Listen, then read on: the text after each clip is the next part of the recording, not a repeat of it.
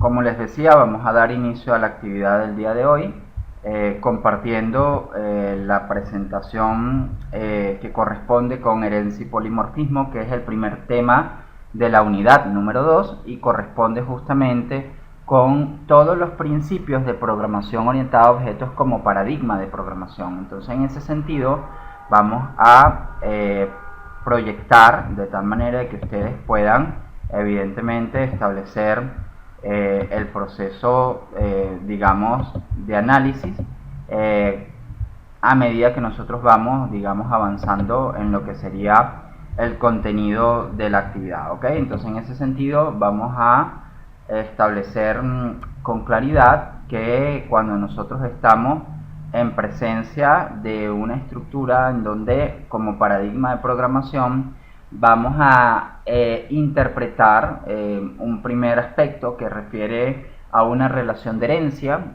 Obviamente es una forma de establecer estructuras en las clases que nosotros creamos o construimos, en donde existirá una relación entre una clase base y una clase derivada. Es decir, se crea una clase o una subclase a partir de otra clase ya existente.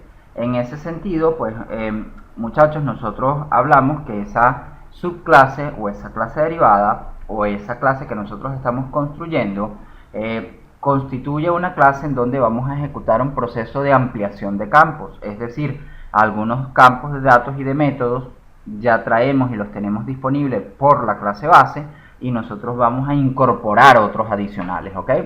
Desde el punto de vista conceptual, nosotros manejamos un objeto de una subclase, evidentemente tratándolo como un objeto de la superclase. Eso es evidentemente la posibilidad de tener una combinación en donde desde el punto de vista conceptual yo puedo usar el método constructor de una clase y asignarlo a una variable de otra clase.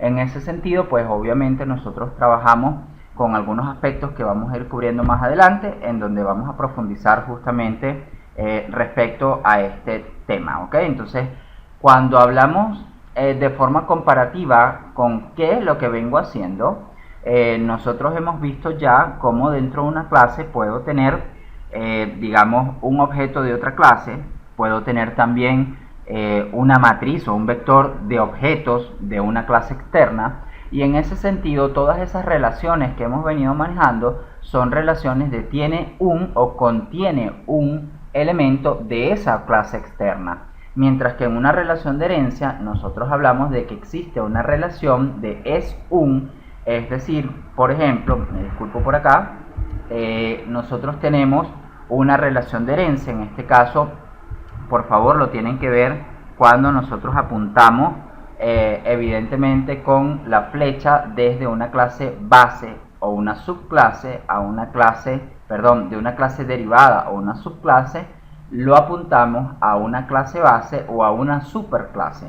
Evidentemente que en esa flecha el sentido va de abajo hacia arriba, lo que quiere decir que un estudiante es una persona, un profesor es una persona y un empleado es una persona. Entonces, en nuestra jerarquía, esta clase debe existir y estar creada y permitir la creación o la construcción de estas clases derivadas o subclases. En ese sentido, pues esa relación somos nosotros los que vamos a definir por qué la vamos a realizar de esa manera y evidentemente saber qué es lo que vamos a ganar como ventaja, evidentemente cuando estemos profundizando en el desarrollo de programas ya de envergadura, ¿ok? Entonces, en ese sentido, vamos a hablar un poco de los tipos de herencia que se presentan en distintos lenguajes de programación. Nosotros tenemos un esquema de herencia simple, si una clase puede heredar solamente de otra clase, y herencia múltiple, si una clase puede heredar de múltiples clases base previamente definidas. En Java, resaltamos en rojo, nosotros tenemos un solo tipo de herencia permitido y es una herencia simple, es decir, una clase solo puede heredar de otra clase preexistente. Para definir una clase derivada o una subclase, vamos a establecer el vínculo o una relación con una sola clase base o una superclase, ¿de acuerdo? Otros lenguajes de programación pues permiten, por ejemplo, un esquema de herencia múltiple, por ejemplo el lenguaje C lo permite, en donde digamos que Java decide eliminar ese tipo de elementos para, digamos, trabajar con escenarios libres de ambigüedades, ¿ok? Entonces, en ese sentido, obviamente, al yo heredar de varias clases que tengan métodos con la misma estructura, evidentemente, y la misma firma, pues nosotros no sabríamos claramente cuál de ellos estaríamos utilizando. En cambio, en Java, pues eso está, digamos, de una manera tácita, estableciendo algunas condiciones de funcionamiento cuando justamente hay coincidencia en nombres o firmas de métodos tanto en las clases bases como en las clases derivadas. Entonces, en ese sentido, digamos, vamos a ver cuando eso ocurre, pues qué podemos nosotros utilizar que veníamos haciendo antes con el operador this, cuando uno de los campos de datos de la clase coincidía con alguno de los campos de un método que estuviéramos desarrollando.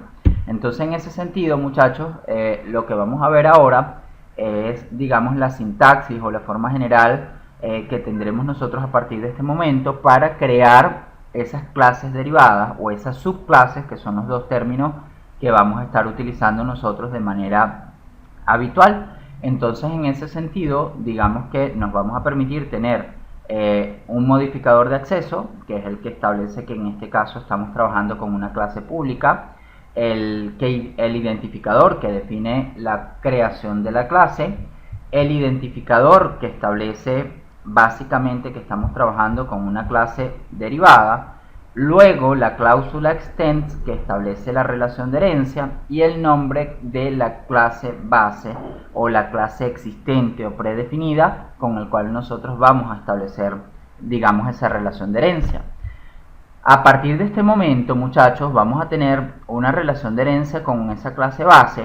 Los miembros específicos de la clase derivada son los que vamos a incluir nosotros ahora tanto en el campo de datos como en el campo de métodos.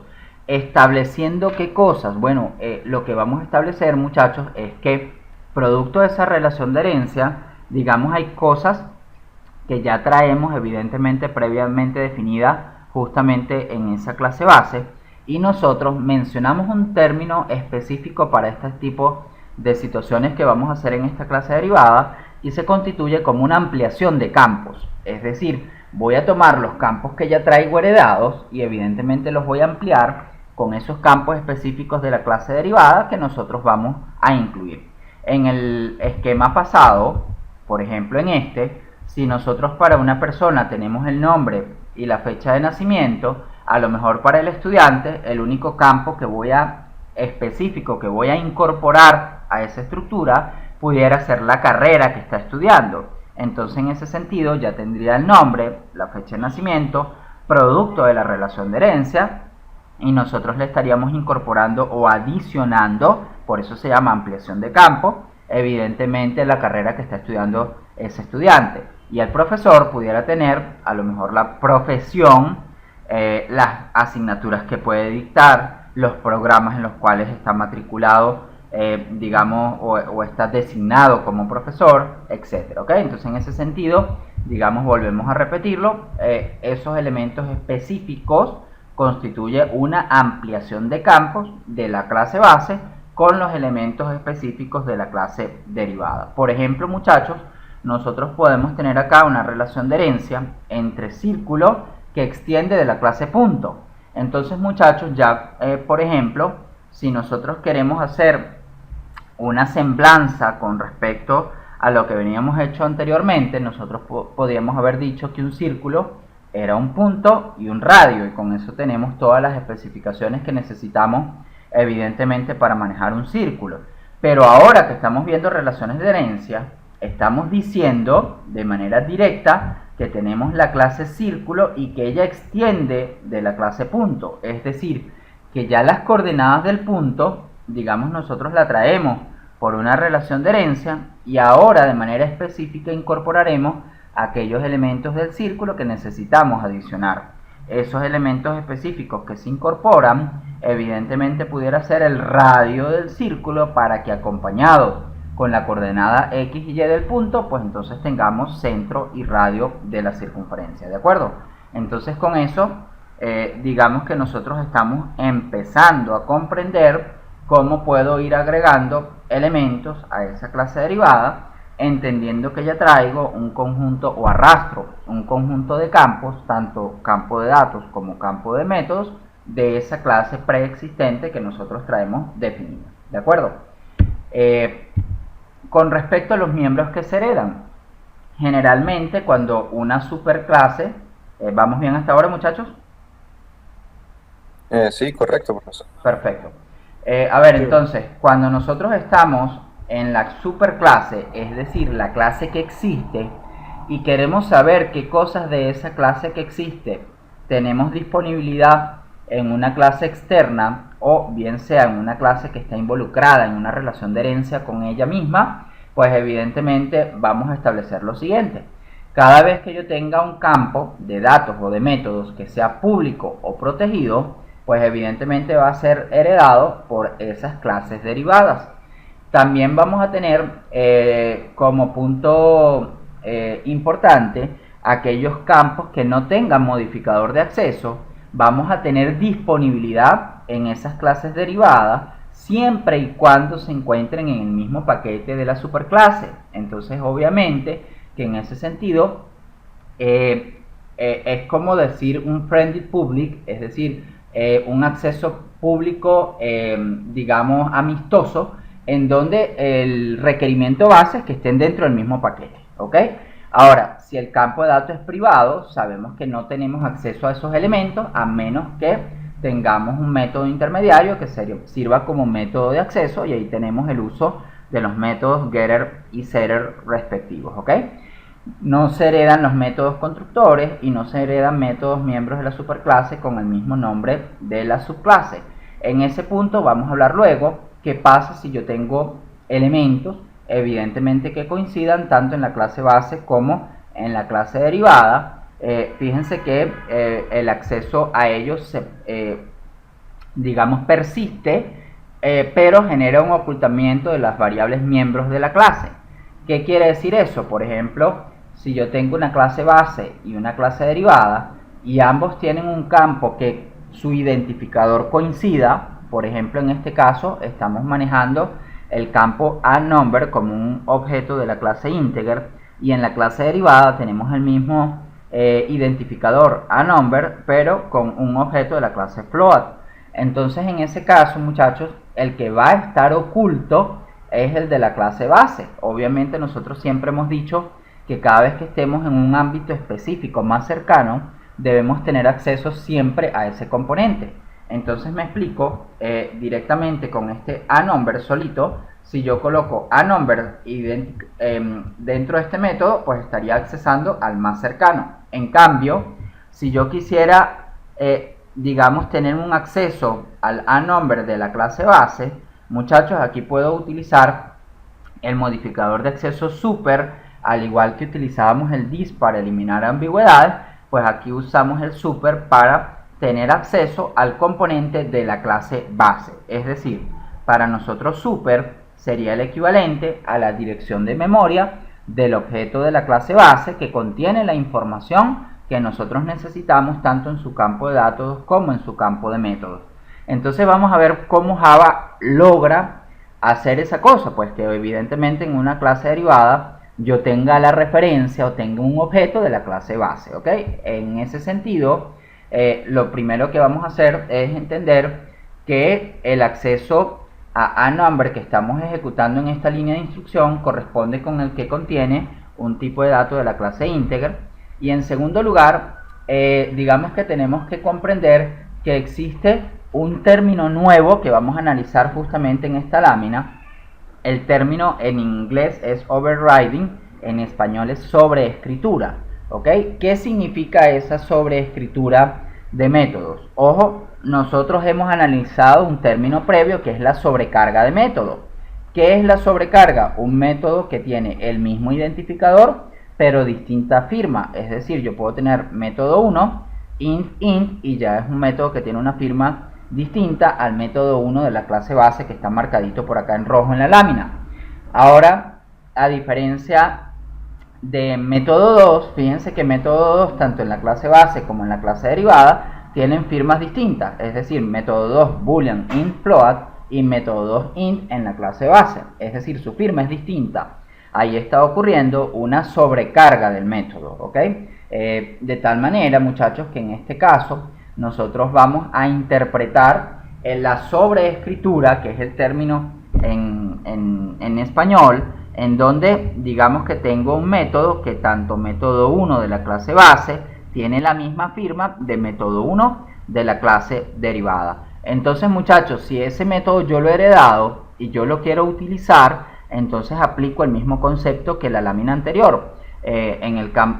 Digamos en un campo de datos en donde los identificadores coincidían, aquí tengo métodos en donde su firma coincide. Entonces, en ese sentido, muchachos, lo que tenemos que tener claro es que el operador super me permite tener la referencia o la dirección de memoria del objeto de la clase base, y con eso estaría llamando a método 1, pero evidentemente de la clase base, en lugar de llamar a método 1 de la clase derivada, que tendría evidentemente la misma firma. Fíjense que acá el que estoy llamando con super.método 1 evidentemente es el que está resaltado por acá en rojo, de tal manera de que es el que estaríamos nosotros invocando o realizando el llamado respectivo. Entonces, fíjense que acá, en ese sentido, ese método 1, cuando nosotros lo vemos con el mismo identificador tanto en la clase base como en la clase derivada, y la firma del método coincide, entonces ocurre el ocultamiento del dato miembro de la clase base. Es decir, el método 1 de la clase derivada ocultó o apantalló al método 1 de la clase base. Eso significa que para usar el método 1 de la clase base, pues entonces nosotros tendríamos que utilizar la referencia o dirección de memoria del objeto de la clase base creado, evidentemente para tener acceso a ese campo respectivo. Con respecto a método 2, fíjense que su firma es distinta, por lo tanto no lo oculta. Yo tendré método 2 heredado de la clase base con una firma método 2 boolean int float, y un método 2 en esa clase derivada, evidentemente que tiene una firma método 2 int. Entonces, con ello yo puedo escoger sin ningún lugar a duda cuál método 2 estaría invocando por la cantidad de parámetros que estoy recibiendo. Si es un método 2 con 3 parámetros, es el método 2 de la clase base. Si es el método 2 con un solo parámetro, es el método 2 de la clase derivada. Entonces, son términos, muchachos, que ustedes deben aprender a manejar sin ningún tipo de problema a partir de este momento. Entender que en este caso, esta sobrecarga que generamos dentro de, digamos, método 2 es distinto a la sobreescritura que está ocurriendo con respecto a método 1. Y en ese sentido hay que tener cuidado, obviamente, porque más adelante vamos a estar analizando qué consecuencias trae eso desde el punto de vista de su implementación, ¿de acuerdo? Entonces, esas sobreescrituras se consideran como un efecto que generan un enlace tardío en tiempo de ejecución, y eso trae consecuencias sobre todo desde el punto de vista de las características del método que se está invocando, y evidentemente cómo afecta eso a una configuración polimórfica de evidentemente clases que estén involucradas en una relación de herencia. Como les decíamos anteriormente, cuando yo tengo una clase derivada, digamos, esa clase puede ser, o el objeto asociado a esa clase puede ser asignado a un objeto también definido como perteneciente a la superclase o a la clase base. Es decir, que un objeto de la clase persona puede asignarse sin ningún problema, un objeto de la clase profesor, estudiante u obrero puede ser asignado sin ningún problema en un objeto de la clase persona porque representa su clase base. Entonces, muchachos, en este sentido, digamos que con el operador super o con la referencia al objeto de la clase base, pues nosotros podemos establecer la diferenciación entre un llamado a método 1 específico de la clase base o el método 1 de la clase derivada. Entonces, ¿cuándo sabemos que estoy usando el de la clase base? Cuando uso el operador super, obviamente estaría accesando a la superclase, y esa es la clase base, ¿ok?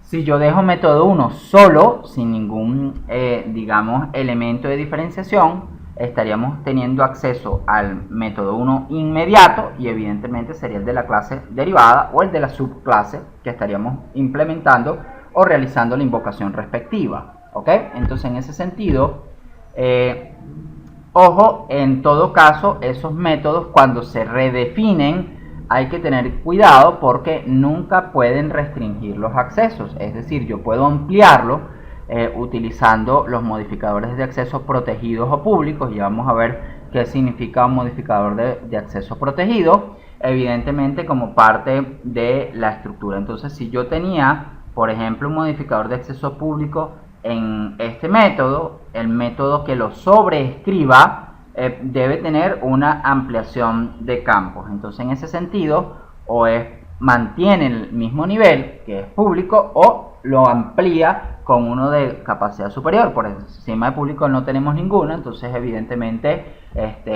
sería el máximo nivel que nosotros le definimos de ámbito correspondiente a un campo establecido en la estructura. ¿Ok? Entonces, en ese sentido, digamos que los métodos de clase o los métodos estáticos no pueden ser redefinidos en esas clases derivadas. Es decir, que evidentemente nosotros ese overriding no lo vamos a ver respecto a métodos que sean de tipo estático. Entonces, en ese sentido, eso ocurrirá solamente para aquellos métodos en donde nosotros tengamos la posibilidad de hacer una sobreescritura, evidentemente como métodos específicos en donde su firma es idéntica, pero no pueden ser métodos estáticos, ¿ok? Porque los métodos estáticos se corresponden con métodos de clase, es decir, que ellos corresponden directamente a la clase base o la clase derivada, y su forma de llamarlos evidentemente establece que yo puedo utilizar el nombre de la clase, el operador punto,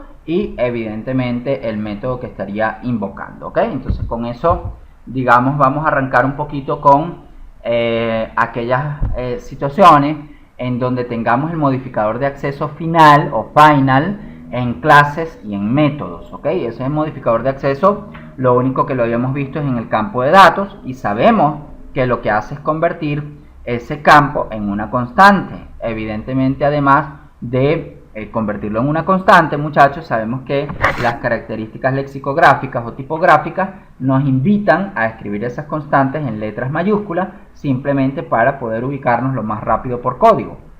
Entonces, en ese sentido, digamos que cuando una clase tenga un modificador de acceso final, esa clase no puede tener clases derivadas. Es decir, es como si en una familia pues no podamos tener muchachos. Evidentemente, eso es lo que establece digamos una clase que tenga un modificador de acceso final. Ahora, un método que sea declarado como final pues no puede redefinirse en una clase derivada. Entonces, son las dos condiciones que nosotros planteamos a la altura de una clase con modificador de acceso final y uno como método con modificador de acceso final. ¿Ok? Entonces, en ese sentido, vamos a seguir viendo, digamos, algunas operaciones. Profe, A ver, me detengo, disculpe, regresamos acá. Sí. lo último que dijo acerca de las clases con una definición final era Que no pueden tener clases derivadas, ¿ok? Es decir, okay. Ellas no pueden ser utilizadas para establecer una relación de herencia, ¿ok? Es decir, sería el equivalente de padres y muchachos, ¿ok? ¿Sí? Es decir, un matrimonio que no tiene hijos, ¿vale? En ese sentido, con respecto a los métodos, es que no pueden redefinirse en la clase derivada. Es decir, que yo no puedo tener un método que tenga la misma firma en la clase derivada. ¿Se entendió? Entonces, con eso tenemos los dos ajustes de modificadores finales, tanto a nivel de clase, a nivel de método y a nivel de campo de datos. En el campo de datos es una constante. En una clase es una clase sin elementos asociados a clases derivadas. Es decir, no tenemos la posibilidad de crear clases derivadas vinculadas con una relación de herencia a esa clase base que tenga el modificador de acceso final. Y por último, respecto a los métodos, obviamente es que no puedo tener una sobrecarga de ese método, evidentemente mediante una redefinición de tipo overriding, es decir, sobreescritura dentro de esa clase derivada. Es decir, no puedo tener un método que tenga el mismo nombre y misma firma. Mismo nombre lo puedo tener, ¿no? Y evidentemente generaría una sobrecarga del método, es decir, sería otro método que evidentemente tiene el mismo identificador, pero su firma es distinta. Lo que no puedo tener es mismo método, misma firma en clase base y clase derivada, ¿ok? En la siguiente lámina vamos a ir cubriendo algunos aspectos que tienen que ver con operaciones elementales que podemos realizar entre la creación de un objeto establecido en relaciones de herencia clase base, clase derivada, y evidentemente asignaciones que pudiéramos hacer nosotros de manera respectiva. Voy a arrancar con la primera parte de la lámina. Nosotros vamos a tener, por ejemplo, en este escenario, una variable asociada al objeto P1 de la clase persona, y luego tendríamos por acá abajo, por favor, la posibilidad de tener en todo caso a un objeto de la clase estudiante, en este caso se llama E, en donde, ojo, por favor, identifiquemos a quién estoy creando y de quién es ese método constructor. Entonces yo estoy creando el objeto E llamando al método constructor de la clase estudiante. Luego, lo que podemos ver producto del análisis del diagrama de clases que vimos al inicio, es que si la flecha va hacia arriba, evidentemente nosotros tenemos una posibilidad de hacer asignaciones directas. Es decir, yo puedo tomar un objeto de la clase estudiante, que es una subclase o una clase derivada, y evidentemente copiarlo en una variable que esté asociada o declarada como un objeto de la clase base o de la superclase. Fíjense que yo tomé al estudiante y lo copié en una variable tipo persona. Eso lo puedo hacer sin ningún lugar a dudas, ¿ok?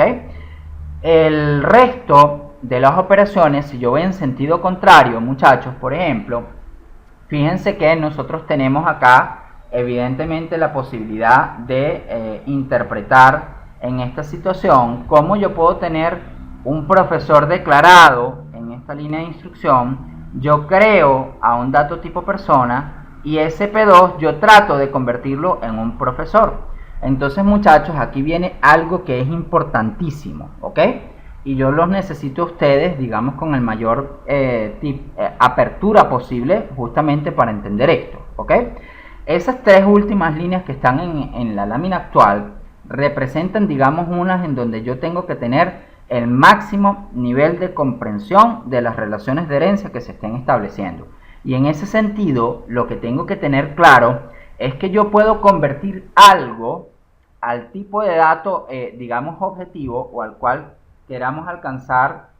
Me dan un segundo, voy a hacer una comparativa. Que desde el punto de vista conceptual, nosotros estamos en presencia de estas tres últimas líneas, muchachos, en donde representan, digamos, las tres instrucciones más importantes de esta lámina.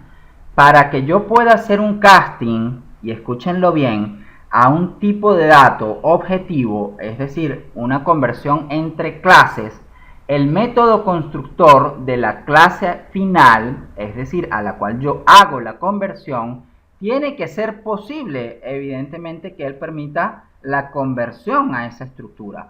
Me voy a permitir entonces analizar estas tres instrucciones para que las interpretemos, ¿no? Yo estoy creando un dato tipo profesor, ¿vale? Como un objeto prof. Luego creo un dato tipo persona y luego intento convertir la persona a profesor. Evidentemente, toda persona no puede ser un profesor. Para que sea profesor, obviamente tiene que tener un grado académico importante y tener un aspecto, evidentemente, desde el punto de vista didáctico, que sea cubierto con una formación desde el punto de vista de ciencias de la educación. Entonces, en ese sentido, se hará un curso de formación docente, se hará una carrera académica, evidentemente en una facultad de ciencias de la educación, pero lo que tiene que ocurrir es que la naturaleza de esa persona que yo intento convertir a profesor solo es posible, y escúchenlo bien, si el origen del método constructor de la referencia que yo estoy tratando de convertir a profesor está en un nivel de relación de herencia de la clase profesor hacia abajo con sus clases derivadas, ¿ok? Es decir, si yo de profesor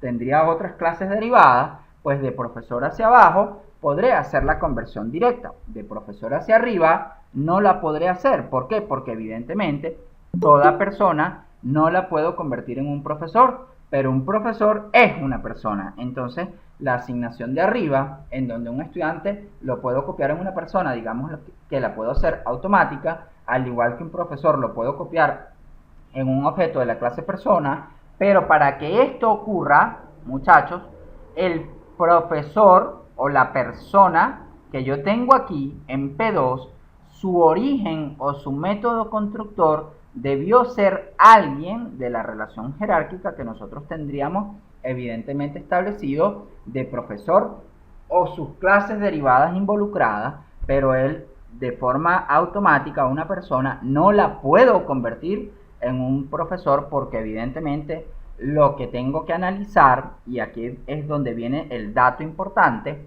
es de dónde se origina la dirección de memoria que está guardada dentro de P2, es decir, dentro de la persona. Evidentemente esto habilita algo que desde el punto de vista conceptual se conoce como una asignación polimórfica, es decir, yo tengo a una variable que es de una clase y evidentemente asignada a otra clase, pero su método constructor es el que va a definir cómo se va a comportar. Entonces, en ese sentido, muchachos, por favor, en sus apuntes coloquen que esta conversión obviamente no es posible porque yo a una persona no la puedo convertir en un profesor, obviamente porque no es lo mismo que yo tenga un profesor y lo copie en los datos tipo persona. Evidentemente yo les decía como ejemplo anterior que yo del estudiante puedo tener el nombre, digamos la fecha de nacimiento y la carrera, pero cuando yo lo guardo en un dato tipo persona, digamos que la carrera queda oculta y me quedo nada más con el nombre y evidentemente la fecha de nacimiento visible, pero es que la referencia o la dirección de memoria sigue y continúa almacenando todos los datos de ese objeto.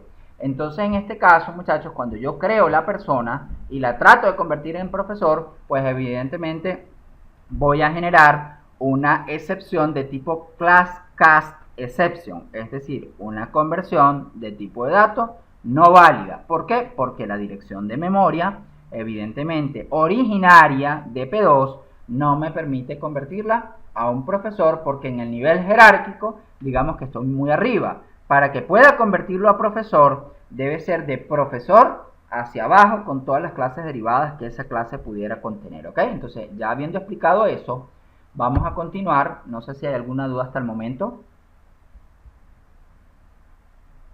¿Preguntas?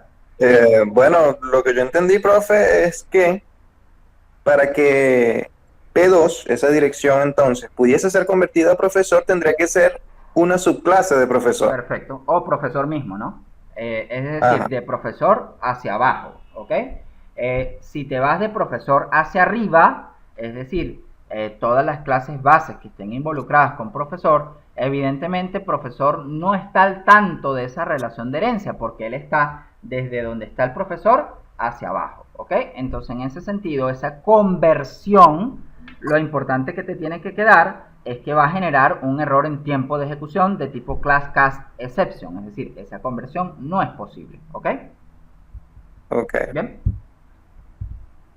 Continuando con la clase object, ojo, nosotros hemos dicho que en Java existe una relación de herencia simple en donde, digamos, una clase indica cuál es la clase, digamos, base con la cual estamos trabajando, ¿ok? En ese sentido, digamos que nosotros tenemos la posibilidad de, en este momento, yo les decía que es como una familia, para tener muchachos hay que tener un padre y una madre, ¿no? Entonces, nosotros en la relación de herencia escogemos uno de los progenitores y el otro es la clase object, ¿ok? Entonces aquí viene una relación bastante importante y es que toda clase desarrollada en Java, incluso aquellas que no tengan relación de herencia, están asociadas de manera indirecta como superclase de la clase object. Es decir, que la clase object es la clase padre de toda clase Java y nosotros lo que hacemos es escoger en esa relación de herencia quién va a ser la madre. Entonces, obviamente que sabemos que existe una relación implícita o indirecta con la clase object de toda clase Java que nosotros tengamos involucrada. Allí hay métodos que son implícitos, por ejemplo el método toString, digamos, es uno de los métodos que ya viene incluido dentro de la clase Object, y por eso es que nosotros le colocamos la anotación de sobreescritura o del override, porque estoy sobreescribiendo, digamos, el método de la clase Object, que lo que hace es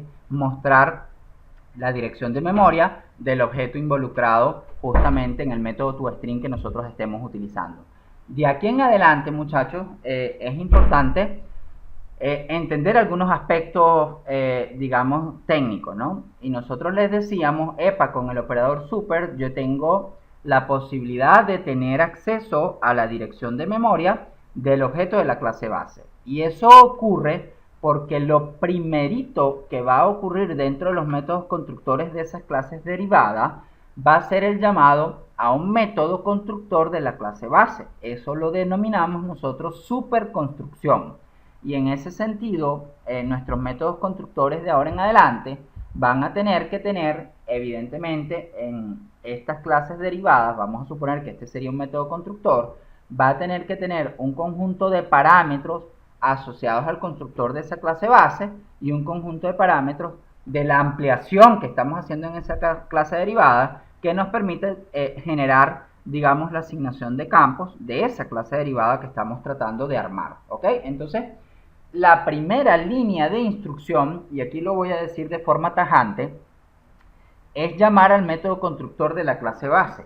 Si no existe, porque usted como programador decidió omitirlo, entonces se debe llamar a super sin parámetros de forma automática. De tal manera entonces que si yo coloco la primera línea del método como el llamado al método constructor de la clase base, que sería la superconstrucción, pues entonces digamos que lo estoy haciendo de manera explícita. Ahora, si tomo la decisión de no escribirlo, en la clase base debe existir, y esto es una condición técnica, el método constructor vacío por defecto. Si ese método constructor no existe, pues entonces hay inconvenientes en el desarrollo de lo que nosotros estemos proponiendo, y ese método tendríamos que incluirlo dentro de esa clase base para poder armar, digamos, el método constructor correctamente y hacer la superconstrucción de ese objeto de la clase base. Por eso es que cuando nosotros decimos que tenemos una relación de herencia, realmente en el desarrollo per se de la clase derivada tenemos una referencia dis, que es el acceso, digamos, a la propia clase per se que estemos definiendo, y super si tengo la posibilidad de hacer uso de algún campo que pertenezca a la clase base, ¿ok? Entonces hay que tener cuidado porque en este momento se habilitan las dos referencias, tanto super como dis, evidentemente en la estructura. ¿Cuándo usar dis? Obviamente cuando yo estoy sobrecargando algún método y evidentemente alguno de sus campos es coincidente con, digamos, los parámetros formales de esos métodos que nosotros estamos desarrollando. ¿Cuándo usar super? Cuando existe algún campo y su identificador coincide tanto en la clase base y en la clase derivada. Específicamente con respecto a los métodos, la firma tiene que coincidir para generar una sobreescritura. Si la firma no coincide, simplemente es una sobrecarga. Y hasta aquí yo creo que llegamos con los aspectos técnicos relevantes. Faltan otros detalles de implementación que vamos a ir cubriendo y evidentemente vamos a establecer, digamos, esas especificaciones. Por ejemplo, yo me voy a tomar como punto de partida la misma clase persona con la que venimos trabajando de ejemplo. Tengo un campo que es el nombre y establece un modificador de acceso protegido. Ese modificador de acceso protegido, muchachos, es como algo intermedio entre lo que es público y lo que es privado. Entonces se considera un modificador, digamos, de cierta forma público mientras estemos involucrados en la misma relación de herencia, sin importar que esté dentro del mismo paquete o un paquete externo, ¿de acuerdo? Entonces ese modificador de acceso protegido es algo intermedio entre algo público y algo privado, porque evidentemente si nosotros pertenecemos a la misma familia o estamos involucrados en una relación de herencia, entonces digamos que yo tengo ciertos privilegios de acceso directo a algunas cosas, evidentemente que forman parte digamos, de todo el acervo de la familia, ¿ok? Entonces, en ese sentido, el otro aspecto que es importante es que en esa clase base digamos, yo tengo algunos campos, tanto de datos como de métodos, y en esa clase derivada se entiende que estoy haciendo una ampliación. Específicamente en la clase de atleta, ojo, yo estoy dando por sobreentendido que viene el nombre heredado de la clase persona y yo le agrego, evidentemente, el campo adicional que sería la edad de la persona, ¿ok? Con respecto a los métodos, fíjense que acá tengo un método constructor de la persona en donde recibe el nombre y simplemente lo que hace es una actualización de campos. Pero en el método constructor de la clase atleta, que es la que está involucrada en una relación de herencia, muchachos, lo primero que voy a hacer es el llamado a super, es decir, el superconstructor de la clase base, para que a partir de este punto el objeto de la clase persona exista y esté creado. Me dan un segundito, ¿sí? Respecto al método constructor de la clase base, se hace el llamado al superconstructor y luego, obviamente, los campos de la clase derivada se actualizan uno a uno en función de lo que ese método constructor tenga establecido, ¿ok? Pregunto, ¿dudas hasta ahora? No. Profe, bueno, con respecto al modificador de acceso protected, entonces quedamos en que en una relación de herencia, entonces la clase base puede tener ese modificador en su campo y así las clases derivadas tienen acceso al mismo, pero de manera automática, como dentro si de fuera, esa jerarquía. perfecto, como si fuera público, ¿no? Como si fuera público Ok. dentro de la misma relación de herencia, ¿vale? Por eso es que uno Pero dice, una clase, dime. pero una clase externa que quiera acceder a ese campo de la clase persona no tiene acceso entonces. Perfecto, perfecto. Solamente lo tiene aquellas involucradas en la relación de herencia. ¿Se entiende? Ok. Perfecto. Entonces, continuando con la presentación, en la siguiente lámina, lo que queremos ver es cómo yo puedo tener, digamos, la clase punto, ¿ok? Involucrada en una relación de herencia con punto 2D.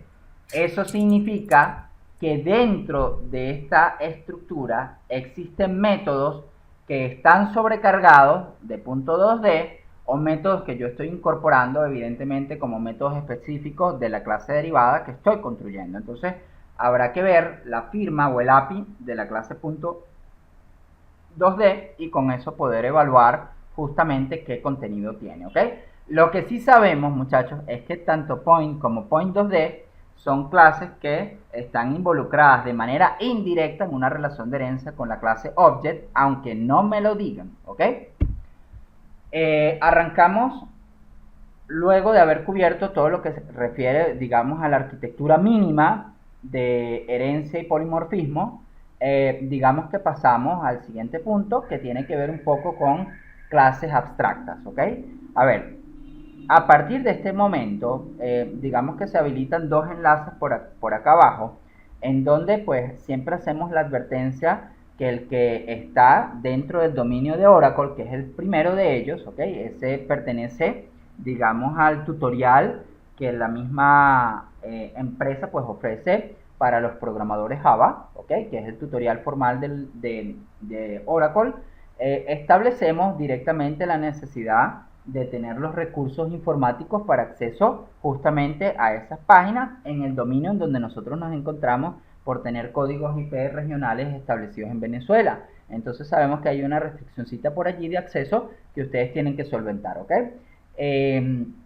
Con respecto a las clases abstractas, ojo, para nosotros son clases en donde como programadores nos van a permitir generar artificios de programación, evidentemente, para poder implementar y utilizar algún tipo de métodos sin que esos métodos hayan sido desarrollados todavía, ¿ok? Yo siempre digo a modo de broma, ¿no? Que las clases abstractas se constituyen como padres frustrados, ¿no? ¿Qué hace un padre frustrado? Espera que su hijo logre aquellas cosas que él no pudo lograr, ¿no? Entonces, en ese sentido, pues obviamente es el equivalente a que en una clase abstracta, una clase base, que es el padre, tenga algún método que no lo hizo o que no lo pudo o que no lo está desarrollando, que se considera como un método concreto. Evidentemente un método abstracto es un método que no está implementado, solo tengo la cabecera. Y evidentemente espero que las clases derivadas o las clases hijas o las clases vinculadas en esa relación jerárquica evidentemente se encarguen de concretar la implementación. Entonces, literalmente son artificios de programación en donde yo puedo decir, epa, yo necesito la cabecera de este método y desde el punto de vista del diseño, ese método tiene una firma establecida y yo evidentemente espero que alguien involucrado en esa relación de herencia como clase base, evidentemente sea encargado de completar aquellos vacíos que nosotros estamos dejando.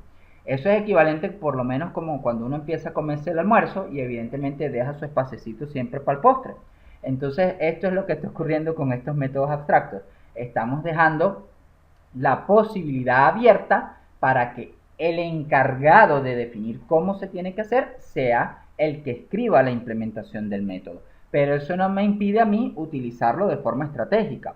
Entonces, muchachos, yo les planteo el siguiente caso. Por ejemplo, todos ustedes saben sumar matrices, ¿no? Forma parte del curso de álgebra lineal. Y la suma matricial no cambia porque yo modifique la naturaleza de los términos que esté sumando. Entonces yo puedo tener fácilmente una matriz de números enteros, una matriz de fracciones, una matriz de polinomios, una matriz de números complejos, y evidentemente la forma de realizar la operación de suma matricial no se ve afectada por el hecho de que yo evidentemente tengo un método sumar que me permita adicionar un término elemental contra otro. Entonces yo puedo dejar ese método sumar como un método abstracto y evidentemente la suma matricial la implemento haciendo el llamado a ese método que estoy dejando, digamos, como un asunto pendiente, ¿ok? De tal manera, entonces, que como artificio me permita usar algo que yo sé que su implementación queda delegada a esas clases derivadas, ¿ok? Siguiente. En la próxima lámina vamos a ir cubriendo justamente las características de esa clase abstracta. Ella va a arrancar con la palabra reservada abstract como prefijo al nombre de la clase. Es decir, yo voy a tener los modificadores de acceso público, privado o sin modificador. Luego tengo el modificador de acceso abstract antes del nombre de la clase que nosotros vamos a estar incluyendo, ¿ok? Esa clase abstracta debe contener al menos un método que debe definirse abstracto, ¿de acuerdo? Ese método abstracto solamente es la firma del método, evidentemente en donde nosotros vamos a declarar cuáles son los modificadores de acceso que contiene, cuál es el tipo de resultado que arroja el método, cuáles son los parámetros de entrada, pero no vamos a abrir llave y cerrar llave, sino que vamos a terminar en punto y coma, ¿ok? Una clase abstracta puede tener variables y métodos no abstractos, es decir, métodos concretos, y obviamente que en ese sentido, al mantener la relación de herencia con una clase derivada, estableceríamos pues todo ese proceso que estamos arrastrando de esa clase abstracta sin ningún tipo de inconveniente, muchachos, ¿ok? No se pueden crear objetos de la clase abstracta, ya lo había mencionado en el apartado anterior, y no se pueden crear justamente porque son clases con elementos faltantes o con cosas incompletas. Entonces, en ese sentido, evidentemente que la forma correcta de hacer la declaración, fíjense que es modificador de acceso público, luego colocamos la cláusula abstract, el identificador de clase y el nombre de ese de la clase per se que nosotros estamos construyendo, en donde internamente uno de esos métodos es obligatorio que sea abstracto. Por ejemplo, y lo estamos tomando de la segunda referencia que nosotros estamos mostrando por acá para las clases abstractas de la segunda lectura, pues allí presentan este ejemplo, ¿no? Es una clase insectos, ella tiene el método volar y el método comer. El nombre de la especie evidentemente forma parte del campo de datos de la clase insectos voladores, ¿ok? Entonces, fíjense que nosotros podemos tener estos métodos y lo que quiero que vean es que nunca se abrió llaves y se cerró llaves, simplemente se colocó la cabecera terminada en punto y coma, ¿ok? ¿Qué quiere decir esto? Que estos dos métodos, comer y volar, alguien los tiene que implementar. Entonces, bueno, ahí aparece un ejemplo bien feo de las abejas y las moscas, en donde ellas, así no hagan nada, por ejemplo, este método abrió llaves y cerró llaves, se convirtió en un método implementado, este abrió llaves y cerró llaves, se convierte en un método implementado, y este abrió llave y cerró llave para cada uno de los métodos abstractos que nosotros teníamos anteriormente. Vamos a suponer que abeja define solo volar y le falta comer, ¿ok? ¿Qué va a pasar con abejas? Bueno, muchachos, la clase abstracta insectos voladores tenía métodos abstractos volar y comer. ¿Estamos de acuerdo en eso, no? Cuando abeja establece la relación de herencia y sobrecarga solamente volar, comer evidentemente va a ser un método abstracto faltante. Por lo tanto, abeja no pudiera ser jamás una clase concreta si ella no sobreescribió todos los métodos evidentemente que formaban parte de la clase abstracta que nosotros tenemos como clase base, específicamente insectos voladores, ¿ok? Entonces, ¿qué pasa con una clase derivada? Si ella no implementa todos los métodos de la clase abstracta, pues se convierte también en una clase abstracta. Ella debe sobreescribir todos los métodos, ¿de acuerdo? Entonces, en ese sentido, digamos que avanzamos a la próxima lámina, en donde vamos a ver, por favor, nuevamente la clase point y la clase point 2D, para que veamos lo siguiente. Fíjense que todos los métodos acá están definidos, ¿ok? Evidentemente lo vemos por la cabecera de cada uno de ellos. Y en la clase point 2D me doy cuenta que el método getX y el método getY son abstractos y el método setLocation también lo es, pero en la clase anterior evidentemente el setLocation está sobrecargado, tiene 3 firmas, ¿ok? Y el getX y getY evidentemente está implementado. Entonces esta clase, al escribir todos los métodos faltantes de la clase point 2D, se convierte en una clase concreta, ¿ok? ¿Está claro? Ok. Por último, vamos a ver el operador instance of, ¿ok? Que es un operador, muchachos, en donde digamos que sirve para verificar si una dirección de memoria pertenece a una clase específica, ¿ok? Por ejemplo, yo tengo la clase rectángulo, ¿ok? Y quiero ver si él es instancia de la clase string. Entonces utilizo el operador instance of, que es un operador binario. Él recibe del lado izquierdo el objeto que quiero chequear y del lado derecho la clase que estaríamos revisando. En ese caso, fíjense que el rectángulo instance of string retorna un resultado false, mientras que rectángulo instance of rectángulo retorna un resultado true, indicando que la referencia o la dirección de memoria rect pertenece a la clase rectángulo. ¿Cómo lo analiza? Ella revisa, ojo, el método constructor creado de la clase y todas las clases que estén vinculadas en una relación de herencia hacia abajo. ¿Se entendió? A ver, quiero volver a repetirlo. Revisa la clase rectángulo y todas las clases vinculadas con ella en una relación de herencia hacia abajo. ¿Por qué ocurre eso, muchachos? A ver, porque es que la relación de la flecha hacia arriba es automática, ¿ok? Es decir, la conversión a rectángulo de todo lo que venga hacia abajo hacia arriba ocurre de manera natural. Yo no tengo que hacer nada. Entonces, por eso, cada vez que yo indique esto, es revisar si la dirección de memoria de rectángulo, es decir, el new que lo está creando con el método constructor, es de rectángulo o todas aquellas clases que están involucradas también en una relación de herencia hacia abajo, porque su conversión a rectángulo es de manera automática, ¿ok? Ese operador instance of, muchachos, es el primero que tengo que utilizar en la firma correcta del método equals, ¿ok? Es decir, que todos los equals que hemos hecho hasta hoy han sido un gran engaño, ¿ok? Porque la firma correcta del método equals es que él reciba un objeto de la clase object y ese object, vamos a llamarlo OB, lo que hago primero es revisar si él pertenece a la clase, evidentemente donde yo estoy haciendo el desarrollo del método equals. Por ejemplo, dentro de la clase time, yo verifico primero si OBJ pertenece a la clase time. Si él no pertenece, pues retorno falso. Y si pertenece, hago la comparación campo a campo, que es la típica de hora, minutos y segundos, ¿no? Entonces, en ese sentido, ese OBJ, fíjense que lo primero que hago antes de comparar, que sería esta línea de instrucción, muchachos, sería agarrar OBJ, que es de la clase object, y transformarlo en un objeto de la clase time, evidentemente como la clase dada en la cabecera del método. Pero esa conversión la puedo hacer si y solo si OBJ es una instancia de la clase tiempo, es decir, si yo lo puedo hacer mediante una conversión automática en la clase tiempo.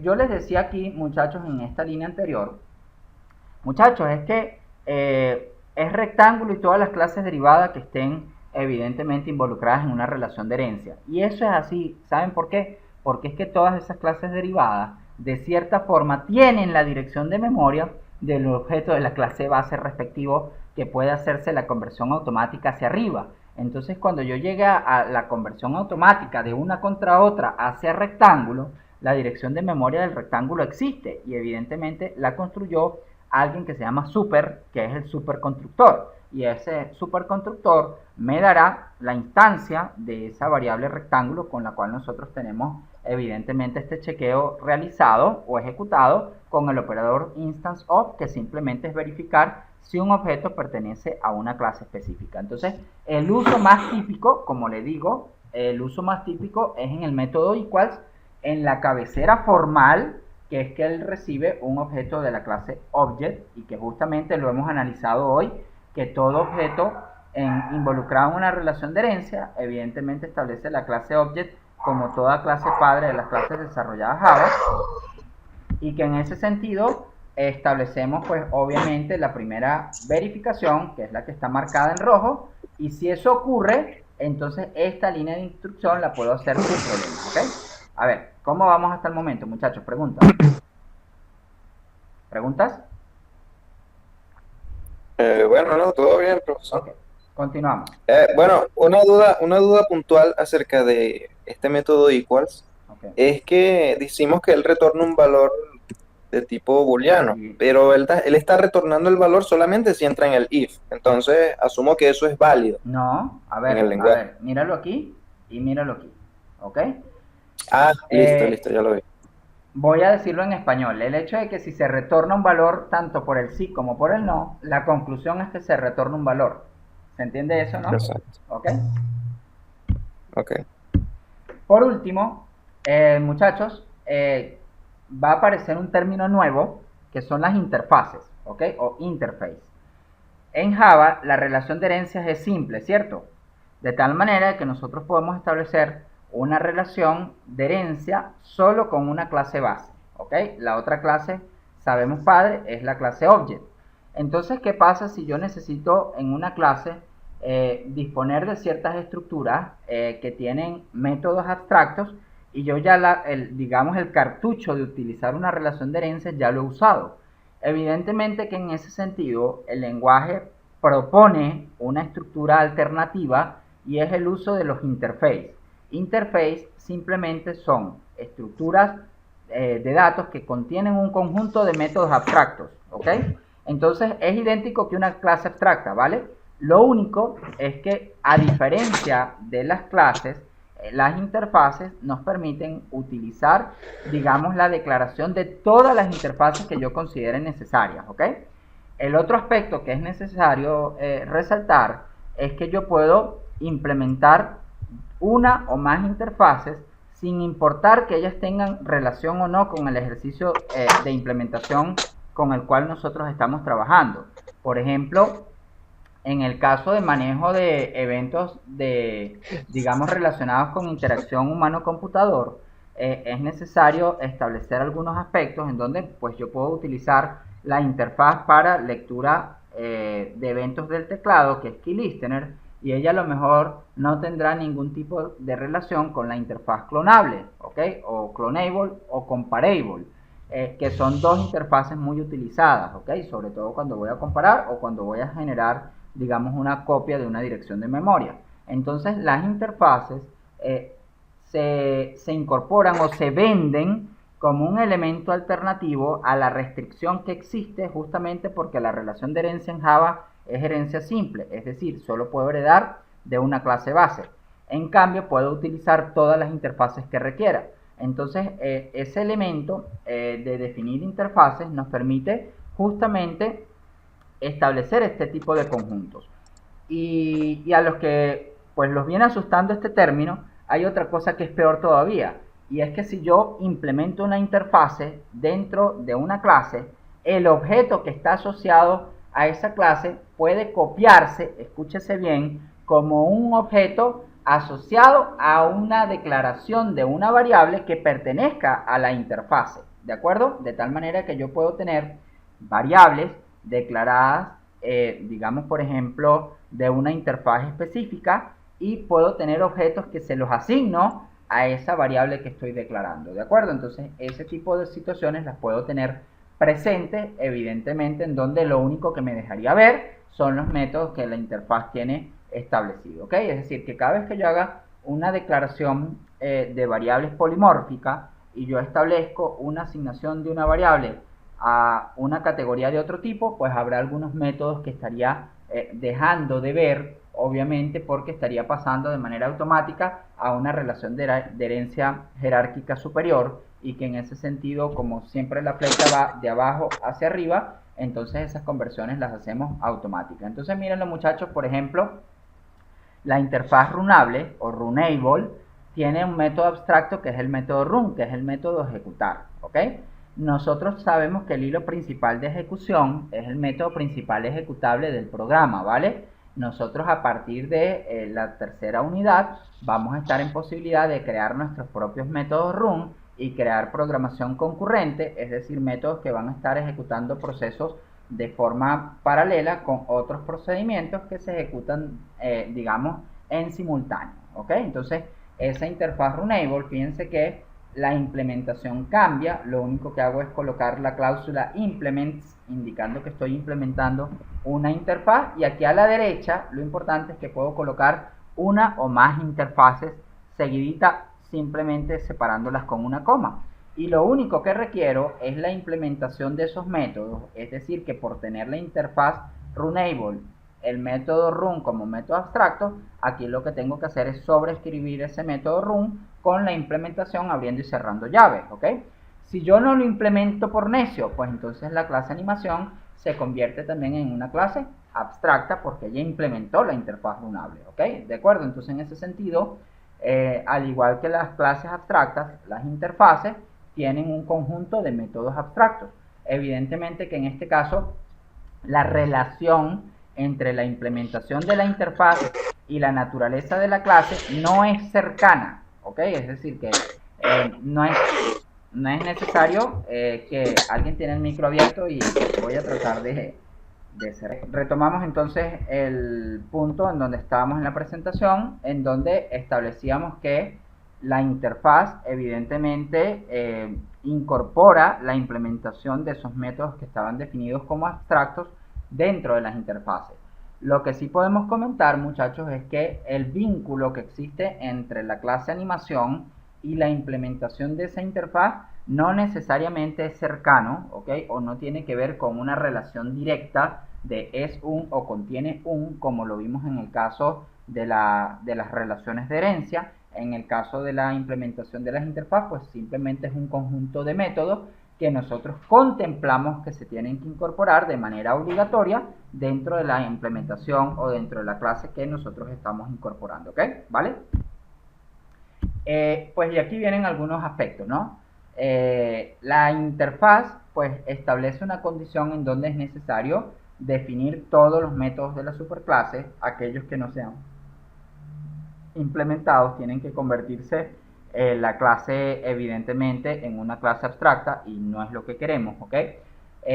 Si se requiere heredar de más de una clase, sabemos que hay una limitante en el lenguaje de programación, y por eso es que se permite implementar de varias interfaces de forma simultánea, como lo estamos viendo en la línea de código. Por supuesto, una clase abstracta nos va a dar la proporción de los métodos, evidentemente, que se consideran abstractos, más no sus implementaciones. Una clase puede implementar varias interfaces, ordenando de esta forma la restricción de herencia múltiple de Java. Un programa no puede crear una instancia o un objeto ni de una interfaz ni de una clase abstracta, obviamente porque son componentes con elementos que, al ser definidos abstractos, alguien más tiene que implementarlos. Todos los métodos de una interfaz son implícitamente públicos y abstractos, es decir, si nosotros no le colocamos nada al modificador de acceso de una interfaz, automáticamente ellos se consideran, muchachos, públicos y abstractos, ¿ok? Todas las variables de una interfaz son implícitamente públicas, estáticas y finales, es decir, son constantes, no se permite ningún otro tipo. A diferencia de las clases abstractas, en las clases abstractas yo puedo declarar campos de datos de la clase abstracta. En una interfaz, pues obviamente solamente puedo tener constantes y ellas van a ser de categoría pública, estáticas y finales, ¿ok?